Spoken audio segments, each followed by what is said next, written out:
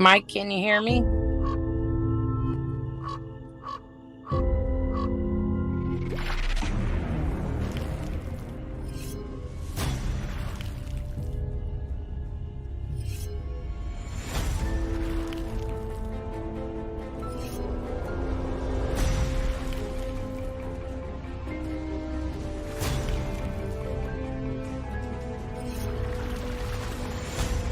Think I might need to go out and come right back in. I can hear you, Vera. Oh, you can hear me? Yeah. I can't see anything. It's playing the intro right now. Oh, okay. And welcome to another exciting episode of The Energy That Surrounds Us. I'm your host, Michael Koff. And normally I would be joined by my co-host, Michelle. But due to freakishly nice rain that we're getting in Texas, her internet is down, so she won't be able to join us tonight. So she said to send her apologies. And our guests are also out of Texas, and I feel being impacted by the same storm. So Lisa may join us when she gets a chance to get signal. But we do have the amazing Vera Lopez. Is it pronounced Rincon? Yes. Nice, I got it right. Welcome to the show, Vera. Thank you. It's nice to be on, but this weather is just crazy. I have no internet at home either, so I'm using my cell and I'm in my truck. So, well, hopefully we won't drain your truck battery down too badly. Oh, we're good. I got a full battery. Well, that's good, and yeah, I'd say freakishly weather because we need the rain, but Yeah, we're getting downpours. We're not getting the nice, gentle rain that'll soak into the ground. it's flooded rain. We're So, flooded over here. We have 3 creeks before you get to my property, and they're just filled. wow. Yeah. And I think this is just day one of 5 days they predicted we're going to get rain. Yes. So hopefully you won't flood out of your home. Yes. Our thoughts will be with you for that. But with that being said, where in Texas are you and Lisa located? I am located in Lockhart, and Lisa's located in Seguin. Oh, okay. I didn't know Lisa lived near the Magnolia. Oh, yeah. When we go over there, we always go and do a ghost tour out on the outside. And it's just wild because you catch a lot of amazing things out there. So what's your favorite Magnolia experience and story? Well, I've never been inside, only on the outside. The last time that me and Lisa and the kids went out there, um, it was back in October, and we got a lot of amazing stuff. The windows, um, blinds were opening and closing one by one. It was just crazy. Wow, and so for those of you who have not been to the Magnolia, were the blinds opening and closing like one right after the other, or was there like a gap in between, like maybe somebody could have No, been inside? no one was in that room, and one started, and then the second one started, and then the third one started, and it lasted for about 20 minutes, opening and closing. It was crazy. I'm just And curious, is it the murder room that's doing that? I'm not too sure what room that is. Like I said, I've never been in, but you would see shadows standing by the windows peeking out. You could see the blinds opening up. And when we stood out there looking, that's when they just all started going off one by one. Right. So, for clarification, since you haven't been inside, I was inside once. The murder room, if you're looking at the front of the building, and what I'm calling the front has that archway where the front door would be, it's Hmm. the top one on the far right, that corner. Well, this was right in the middle of the side building on the side. Um, Okay. it was the second floor, or looked like the second floor, but you would see the windows up there. There used to be a balcony where there's a door Right. to the left, but right in the middle is when all the Venetian blinds started opening and closing. Okay. So I know where you're at now. So anyone who's been there, that's the most original section of the house. And that would be the living room with the fireplace in it, if I'm not mistaken. Now. So that's really cool that you had that happen. And does that happen often there, or was that like a one time show for you guys? No, every time we've been there afterwards, the windows still open and close. I mean, the blinds. Right. Uh, That they that's that's go ahead. something a lot of people uh, go and experience, and that's something that happens all the time when you sit out there and look at the windows. Yeah, and I love how you say it happens all the time because when I was there the one time, it didn't Mhm. happen. Oh wow. But I was there with two other teammates, and we were getting a lot of activity inside. Mhm. And I was a little disappointed because I didn't do research on it, Mhm. and I didn't realize that there was a staircase going down to the first level that was open for investigation. I thought that was their private living area. Mhm. And so I missed not only the first floor, but I also missed the basement. Oh well, we're still trying to go in um, sometime before the end of the year. We're gonna do a visit over there and see if we can get in. Okay. Um, we have a question from the chat room. Linda Judd is asking, well, first off, she's saying hi to me. So, hi, Linda. And she's asking, do the blinds go up and down for other groups? I really don't know because every time we go out there, they open and close side by side. They don't go up and down. And uh, closes from side to side. It's like someone pulls the curtains open, the string, and it opens, and then you can pull it down, it closes. So that's what it does. Right. Okay. So, beyond the Magnolia in Seguin, what are some other locations that you and Lisa have been frequenting? Well, there's the Lockhart Museum, Jail Museum.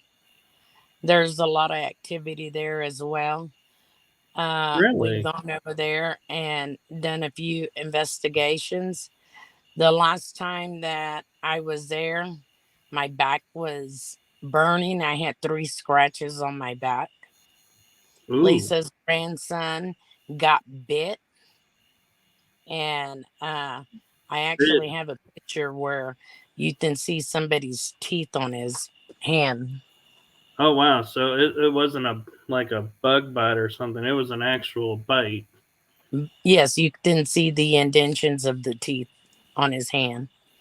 Wow. So I have to admit, I have never heard of this Lockhart Jail Museum. Well, whenever you want to come out, I can arrange it where we come in and investigate. We can rent it on a Saturday, Sunday, and do a walkthrough. That would be really cool because I like going to new places and checking them out. So, what are some of the things that have been happening at the jail? You can hear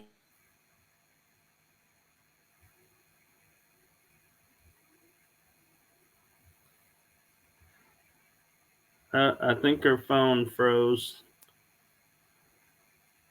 you smelled a lot of roses. I mean, very, very strong. And then, and we were sitting right in front of the jail, one of the jail rooms there, and um, it just smelled like roses. And then all of a sudden, it just smelled a real bad odor, like when people have not taken a bath in a while. You could smell that odor, and Wow. it was crazy. So I'm gonna be honest, Vera. We missed the first part of it. You're kind of like your signal froze, and then we just heard smelled like flowers or roses. Okay, So we were in front of one of the cells because back in the old days, you could walk upstairs and do your visit, and there's seats right there for you to sit, and you can talk to the inmate and then behind the bars. Well, one day, that day that we were there, you could smell roses. I mean, it was just so strong. And then after that, about 2 or 3 minutes later, you would smell this foul odor, like when a person doesn't bathe in a while. It just, I mean, it just smelled real bad afterwards. But okay, and what were the years that the jail was in operation? Do you happen to know? I think it goes back to the 1800s. It's an old jail. Okay, And so being the 1800s, that would explain the foul smell because they like bathed once every 2 weeks or once a month. I think was the prescribed I bathing took habits some back then. I took some pictures, and we caught some real good pictures. I'll have to send them to you on Messenger, but you'll see the sheriff looking through the window while you were inside the jail, Oh, and uh, you can see other faces there. Just crazy. I mean, it's wild. Very interesting, though. yeah, that sounds really cool. And for those who may not be aware, when you're talking about your team, are you talking about the face group team that you formed, or do you guys have another team? No, no, no, no. We just use the, well, whoever wants to go with us, we call other teams out for them to go with us on an investigation. And if they want to go, I set it up and we do the Lockhart Jail Museum. So we Okay, kind of take them out there and show them everything. We do a little tour of the town here. We'll take them to other places where um, there's been sightings of ghosts and stuff. So uh, anybody can reach out to us and let us know, well, we want to go here, and I'll call the people and see when it's available for us, and I get back with them, and on that date we go do the tour. That's really cool. And so, do you want them to reach out to you guys at your group, the Central Texas Co- Paranormal Yes, Ghostbusters? Nathan reach out to us at that page there, and we can set up the tour for them. Okay. So, I am going to, well, I'm going to post a link to the group on into the screen. While I do that, Linda is asking, do you know who is haunting the jail? No, I don't. So, how did you know it was a sheriff in the photo? Was there like, could you make out the badge Because or? he has the badge on. There's a picture of the sheriff there, and in the window you see the man. He looks just like him, and he has a badge on his shirt. Okay. So I posted for everyone watching and in the chat room on the screen. Here is the Facebook address for the team. So do you guys stay pretty much in the Seguin and your Lockhart area, or do you guys travel outward? Well, we travel out and try to go see new things. Uh, we join other paranormal groups and go with them on their outings, and whoever wants to come with us, they can come with us as well. Okay, that's really cool. So I'm sure you guys get asked this a lot, but how did you and Lisa meet and decide to form a paranormal group and team? Well, I met Lisa when I was with a different group, and she was with a different group, and we wanted to do something a little bit different, so we formed our own group. And um, there's a lot of kids that have abilities that they come with us, and their parents come, and we go here and there, and they're interested in a bunch of the stuff, and they also catch real good pictures and recordings and stuff. So basically, anybody who wants to come, they're more than welcome. I think that's really cool that you are helping the kids with their gifts and that the parents are willing to come along. Yeah, it's fun. You know, um, a bunch of the children that we have taken, uh, they get better uh, findings than me and Lisa sometimes. Well, that And just means you're doing your job right.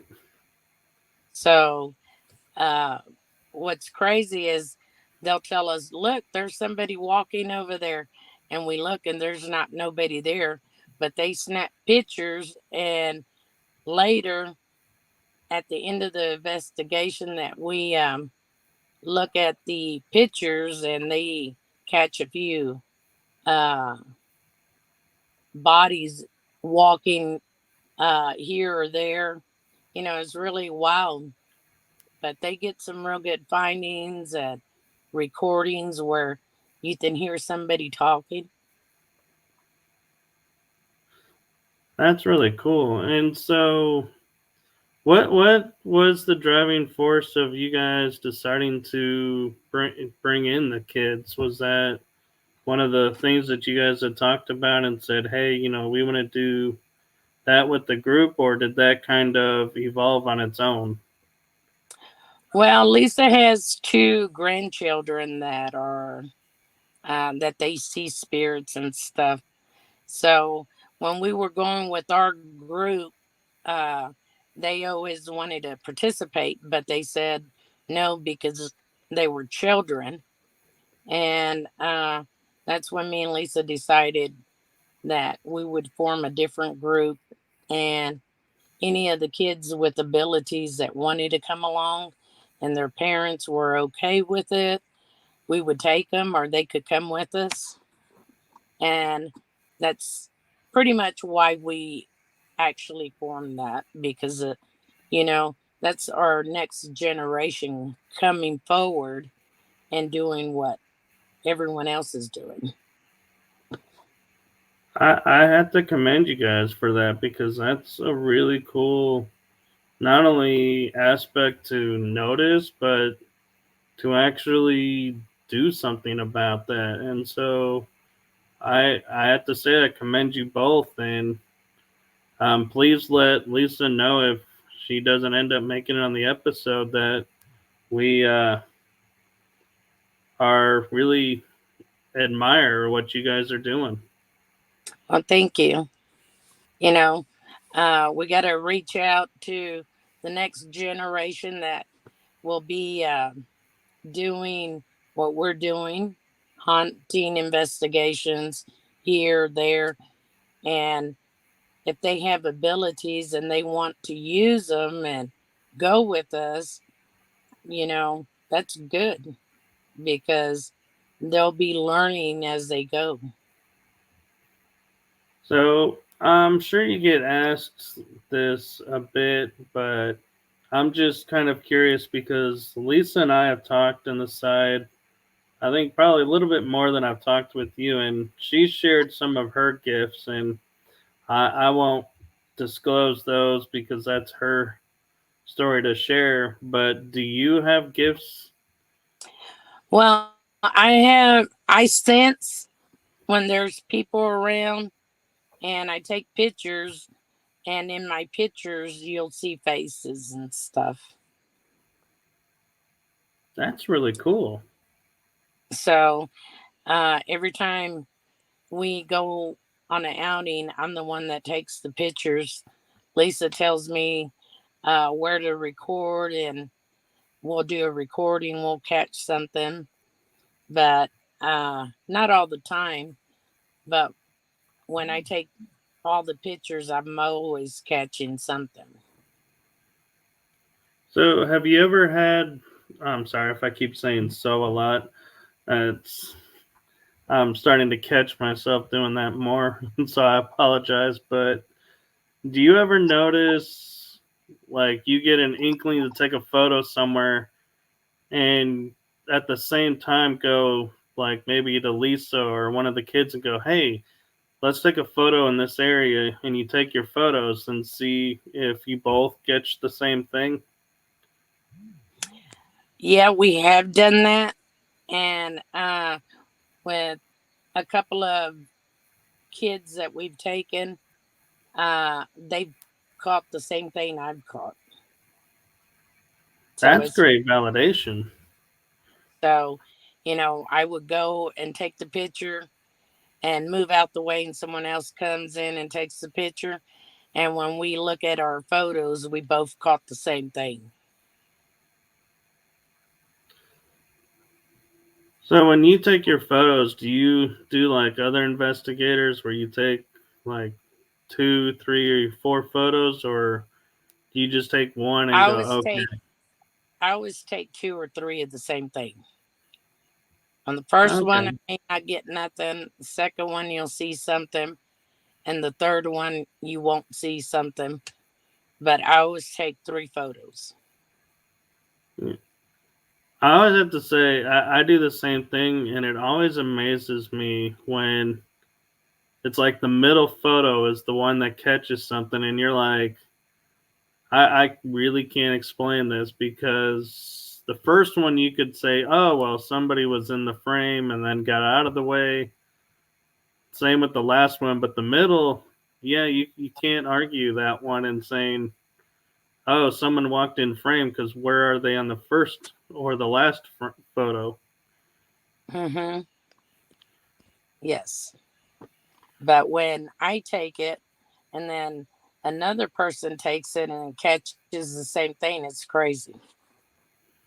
That is crazy. And do you find it right away, or do you find it when you go home and put it on like a computer and review everything? No, most of the time when I take the photos and I go back and look at it, I find it right away. So I'm curious, do you take then other photos or try and figure out what what could have generated what you caught, or do you just sit there and be like, okay, I don't physically see anything there right now. We got it. Cool. Yeah, I'll go back to that same place and retake photos again, and then when I get home, I'll blow them up and see what I find. Sometimes when I go back to the same place to take pictures again, I won't catch anything. That makes it even more interesting of what you're catching. And I'm curious with your photos. When I was in Magnolia, I was always getting like behind somebody. It would be like a purple hue around like a bright light, like orb. I would say Mhm. orb, but it would be in different places, and it could be sometimes two or three in a photo. Have you ever picked up anything like that? No, but I have caught some orbs in my photos,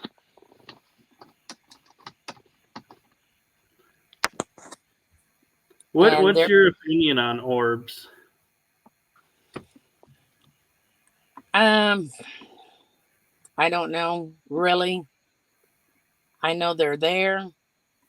Sometimes I think they're spirits, but um I just I don't know. I really don't uh have a answer for that one. But Well, I do think they're honestly, spirits. yeah, honestly, I don't think any of us do. I'm just curious because that's like one of the hot topics in the paranormal is Mhm. orbs. Are they dust or are they spirits or insects? What are they? And it's like part of me at times wants to sit there and say, we're in an unexplained field. Are we really gonna sit here and argue semantics of what is and what isn't? But then at the same time, I'm like, if we are trying to make this a valid science, we have to stand up to scrutiny and be able to state, yes, we tested. This is this. This is that.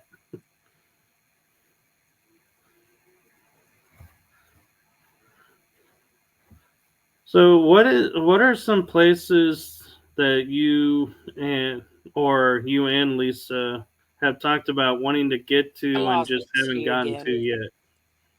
Are you there? I'm here. Okay, my phone went out for a minute. Oh, Uh okay. it's I don't know. I couldn't really say. Um but some of the orbs that we catch, they're perfectly round uh and clear. So I don't understand uh why they come out sometimes and why they don't come out. I couldn't give you an answer for that. And But I they're there. totally can respect that.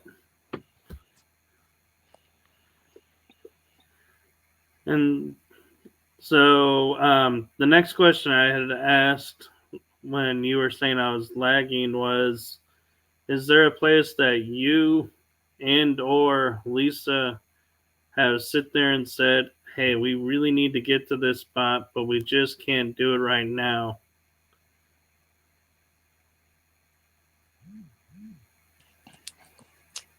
My phone cut out again, Mike. I'm just kind of asking if you have a wish list of places to investigate. Oh, I got a bunch of them. We're working on some out of town uh, investigations right now, and we'll be inviting other groups to go with us. So I gotta ask then in this case, any plans on coming to the North Texas area? Yes. Nice. So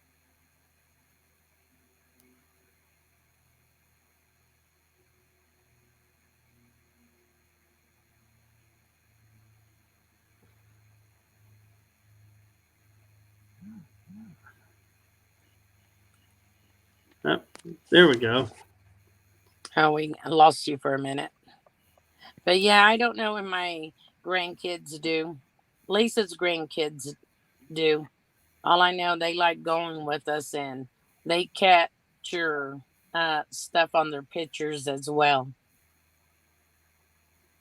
That's just amazing that you guys are able to do that and are open to it. And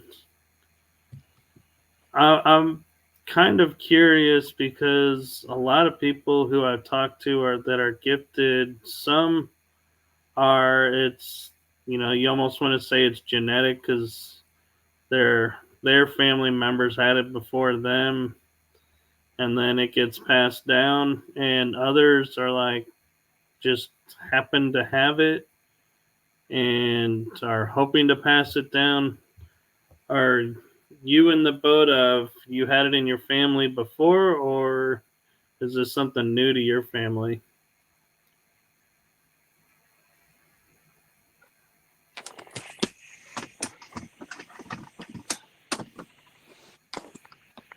Yeah, I lost you again, Mike.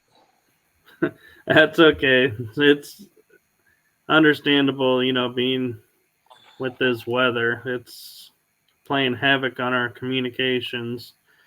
But I was curious if this is something in your family line that you've been passed down to you, or No, none of my family has any interest in it,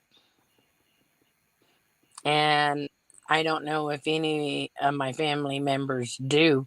If they do, they haven't shared anything with us. so then what got you started into the paranormal? Well, I guess it was about 10 years ago. I started seeing stuff on TV, um, Zach Bacon's show, and the Spanish.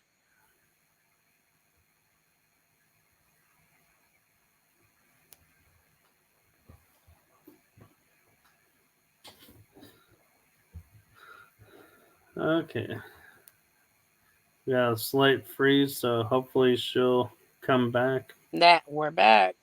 That got me really interested.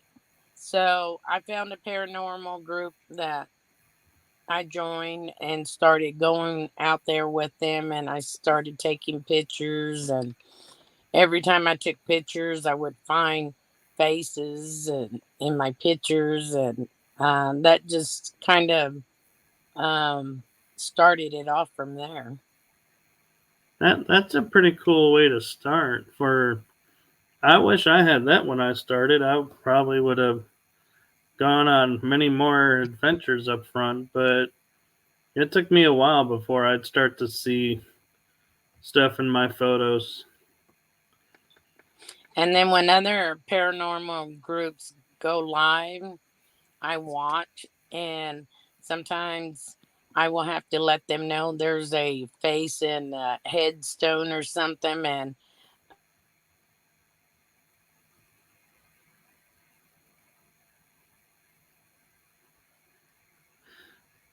Yeah, I do have to apologize to everyone again with this Texas weather. It's causing problems, and cell phones aren't the most reliable. that's So hopefully we'll get back and have a stronger symbol or signal, I should say.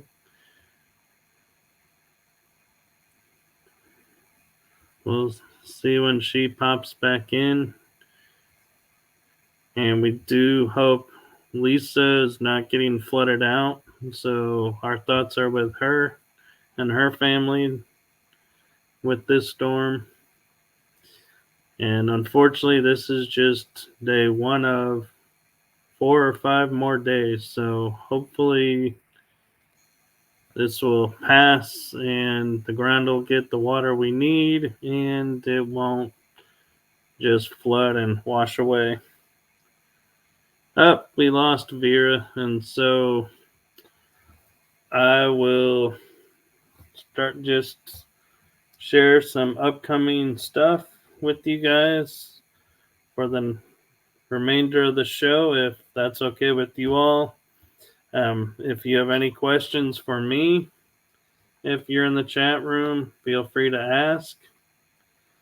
Um, so, Linda, where the weather is actually calmed down where I'm at, it's not raining so much right now, but yes, there is a storm front coming in, and we're supposed to get relief tomorrow, and Thursday is supposed to be another wave. But with this being Texas, we can get a wave tomorrow, or we may get the wave on Friday. It's hard to say. But yes, we are in heavy thunderstorms right now. And so we have a few upcoming episodes yet. Halloween night, we will be live with the show. So hopefully you guys will want to tune in with that. I will be joined by the Wraith Prince himself, Anthony Sabelos.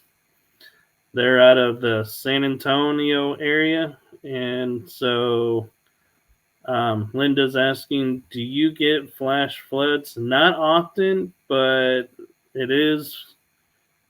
Well, I should say not often in my area, Linda, but other parts of Texas, yes, there is.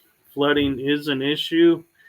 And in fact, there is a town about 4 hours west of me that the rains would flood so badly that they actually had the curbs raised 4 inches. And how they did that was they actually took and dug out the streets and lowered them to about 4 inches to a foot deep. So it's a really big step up to go through some of the streets, and that's in Ballinger.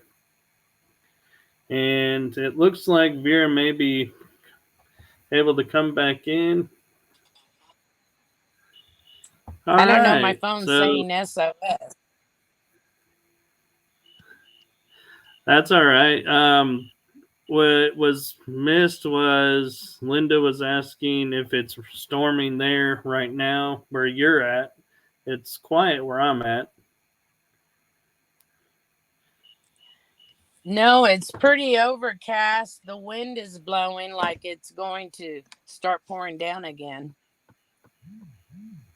Well, do be safe, and if it's starting to look too dangerous, just let me know, and I can let you go because I don't want you to get stuck in your truck in a flood. Yeah, it's getting pretty wild out here with the wind and stuff. But I really enjoyed being on your show. Thank you. Yes, it was a real pleasure to get to talk with you face to face and to get to know you some more. And um, so, what's coming up for you and Lisa that you can share? Anything that you guys can We're announce? planning a. Yeah, she's gonna put something on our page. We're gonna go to Louisiana to go see Madame Laveau's cemetery. Oh, wow. So, you Yeah, guys are so going all the way over to that's New the Orleans. next outing. So she's been wanting to go there, and so have I. That's kind of on our bucket list. I have to say, I was in New Orleans and I did not get a chance to get over there. And that is a place that I would love to go back to and check out some of those other places. If you would like, Linda's asking, I'd like to hear more about how the kids and parents tours go, and are some shaping up to be interested in investigations. Keep helping the kids, Well, or thank keep you. up helping. Yes. Yes, we will. So, when you go on investigations, do you look at the history in advance and say, hey, this probably would be a little bit too heavy for a child to go on? Or do you just say to the parents, here's where we're going? It's up to you to decide if your kids can handle it. Well, and we do some looking into the places, and we get the history, and then we relay the history to the parents of the children.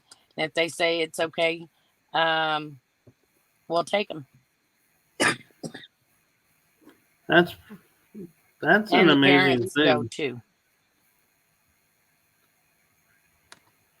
So So, I'm kind of um, curious on the tours. Do the parents ever be like, no, son, that's not, or no, honey, that's not what you think it is? And you guys have to step in and go, actually, your kids are right. I'm sorry, but that is what they said it is. no, I've never had that happen, because of the fact that most of the parents know their kids have abilities, and they just, you know, praise them that they were able to see that. I have to say, and I think you might agree with me, that that's pretty rare and really a gift because we live in the Bible Belt. And so that's Hmm. really cool and amazing that the parents are actually saying to the kids, yes, you have gifts. This is great. Keep it up. Let's work on it instead of what we kind of had growing up Encouraging and them. going, nope. No, Sorry, I didn't mean. um, all of the parents that I've met encourage their kids, and I think that's pretty cool. That is,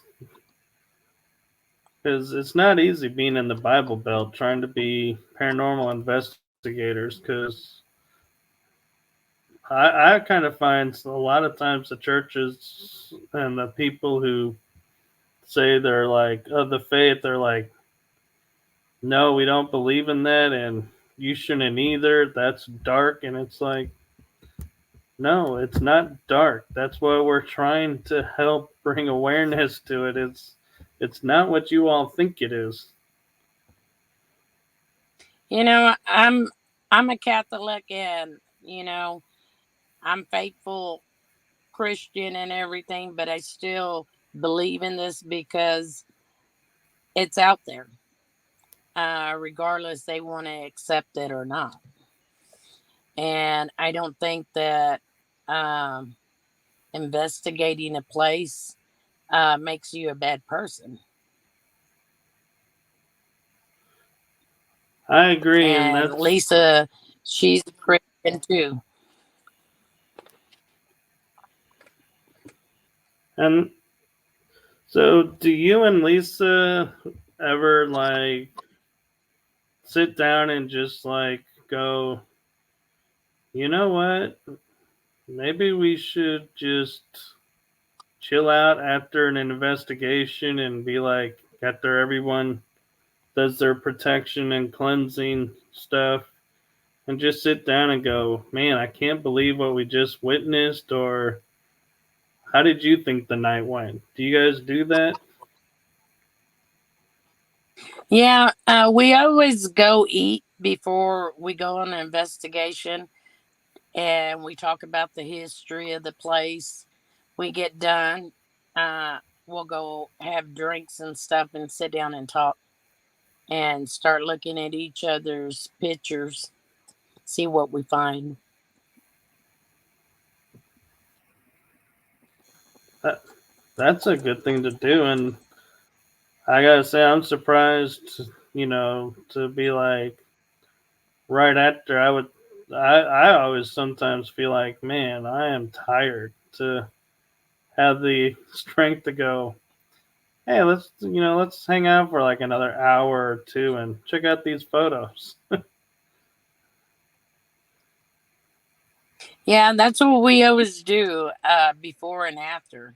And we just sit down and go over our pictures and stuff. So it's pretty neat. And then we get home and we blow our pictures up and we can see exactly what's in there and what's not in there. So I know a lot of people ask this, and it's a question that I find is hard to answer sometimes when it's asked of me, but I'm just curious, do you guys have standard equipment that you take on every investigation, or do you vary it depending on where you're going? No, we both take our equipment. We have REM pods uh, in those little teddy bears with something touches it. It's a REM pod, and we got cat balls. I mean, we just got a lot of equipment that we take. Video camera, um, and then the kids they take a bunch of their own personal stuff. That's really cool. And I'm curious because for me, the one piece of equipment that I'm starting to use more that I'm finding I kind of laugh at myself on the inside when I say, yes, this is becoming my go to equipment are the cat balls. Do you have that same feeling sometimes when you pick up the cat balls and be like, I can't believe I'm about to put these all around? But man, I get great stuff from these. Oh yeah, we do too. I mean, and the kids they like everybody takes a lot of equipment. Me and Lisa, and we have maybe three or two of each things. And when we take the kids with us, they all grab something and they're using it, and they get so excited when they find something. You know, you ought to just see the look in their face. That's the most, I guess, exciting moment is the look, and they're so excited and we praise them for finding what they did, and they just want to keep going and keep going, and That's that's really what cool. I like. And yeah, the kids they just get so excited. So I'm kind of curious. Um, Sorry, I just got a question that's I seen pop up in the chat room. Linda is saying, "Hi Michael, can you see me here on YouTube?" Yes, I can, Linda. I guess I answered your question by putting your question up on the screen.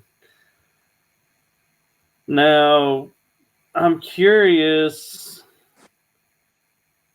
is do you explain the equipment to the kids before they use it, or do they come already knowing and asking you, hey, can we use the REM pod? Hey, can we use the K2 or the cat balls? They already know. These kids nowadays know more than the adults sometimes. They know every piece of equipment, they know what it does, how to use it. So, no, we don't explain anything to them. They already know it. That's really cool. And so we're approaching the end of the hour, and I appreciate your patience and the patience of everyone watching and in the chat room dealing with the weather. What advice do you find yourself giving the most to the kids and other paranormal investigators? Well, mainly the kids, I keep, and I always praise them and let them know keep doing what they're doing. If this is what they have a calling for, go ahead, go for it. And, when we work with other paranormal groups and we see that they caught something cool out there or whatever, we always praise them as well.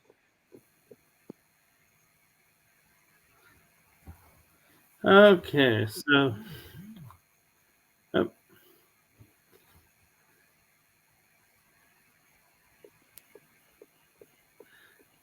that's really cool that you I'm do back.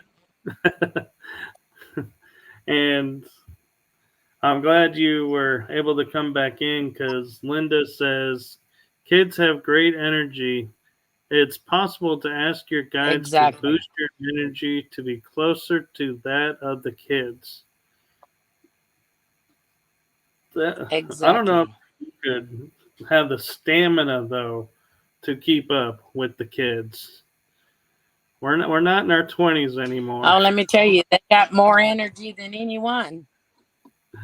They're just all over. I'm out of energy, and they're just like, they got new batteries put in them, and they want to keep going and keep going.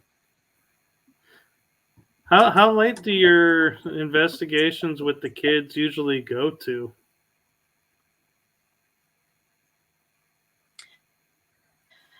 We try keeping it to a minimum like 12 o'clock. That's a We'll good start hour. at 8 to 12, just 4 hours. Yeah, that's pretty good because most Even though activities. sometimes they want to stay later. Sometimes we do stay a little later. Um, at the kids' request that they're finding so much stuff and they want to keep going. We normally stay until 1. That's the latest we keep the kids up. That's good because that's about normally I'm like 1, 2 at the latest. I'm like, okay, I'm starting to shut down. I can't be up like I could in my 20s up until like 4 or 5 and be like good to go. So I agree. one Yes. o'clock at the very latest is a good time, especially for kids. And Linda Judd is saying at the end of a past life reading with Sylvia Brown, she would ask that you raise your energy to feel refreshed. I find that Thank you. may work too, but also you need to ground. Exactly. Ground yourself uh before and after is what I tell the kids. What's your guys' go to method for grounding? I'm just curious. Um we do a lot of praying before and after uh each investigation. Uh we use holy water, oil, and stuff that we get from the church. We put on each of the kids before and after. Okay. Yeah, I asked because I have a friend that's a psychic, or I shouldn't say psychic, she's a medium, and her go to is like, she'll say, I need to go hug a tree to ground. And so I was just curious if that was something you guys did too. No, we normally just do the same thing. We pray before we go in, we pray before we leave. We use the oil, holy water, and stuff, and we stay there and cleanse ourselves, and then we're ready to go. Right. And that's a good thing to be consistent because then everyone is prepared and knows what to expect, and nobody's thrown off their guard and could end up in a situation. And Linda says, yes, those two situations are different. One's more active, lots of laughs.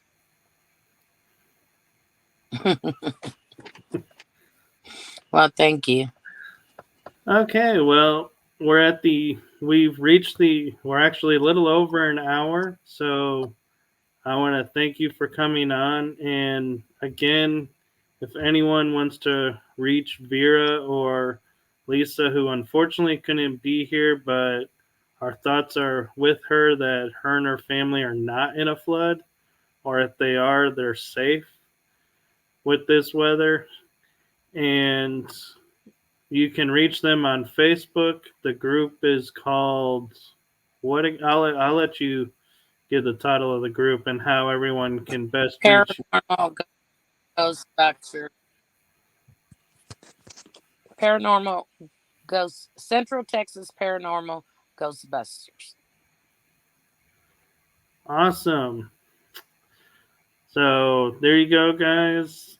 Thank you, Vera, for coming on and for braving the Sorry storm about all the in your trouble. car. It's okay. It's all fun of the live shows. Is we can't control the weather. We can just do the best we can. Well, thank you very much for having us. Well, me. Lisa wasn't able to attend, but I'm pretty sure she'll watch it.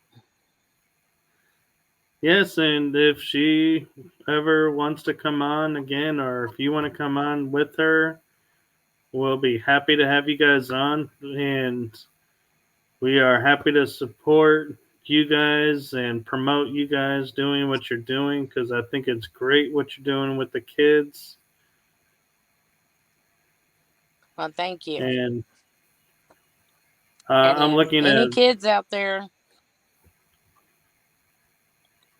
we take them on. Anyone that wants to go, don't matter how old you are, male, female, we will have them with us as well. If anyone wants to bring their kids.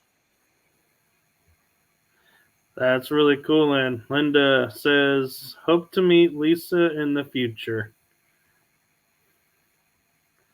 So you Okay, guys have thank you. plans already. All right, thank you. Thank you. And have yourself a wonderful night. Appreciate you coming in and being on the show. Well, thank you for having me, Mike. And I'll send those photos over to you so you can see. Please do. I'm looking forward to that. All right. Well, All right. thank you once again. You have a wonderful rest of the evening. Thank you. You too. Bye bye. Bye bye.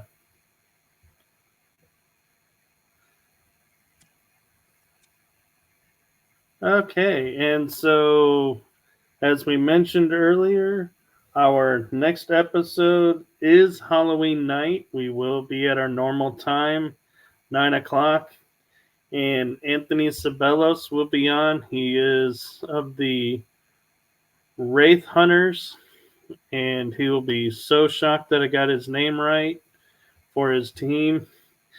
They are out of the San Antonio area. I got to hang out with them at Fear Fest in New Orleans. So please come and enjoy that episode as well.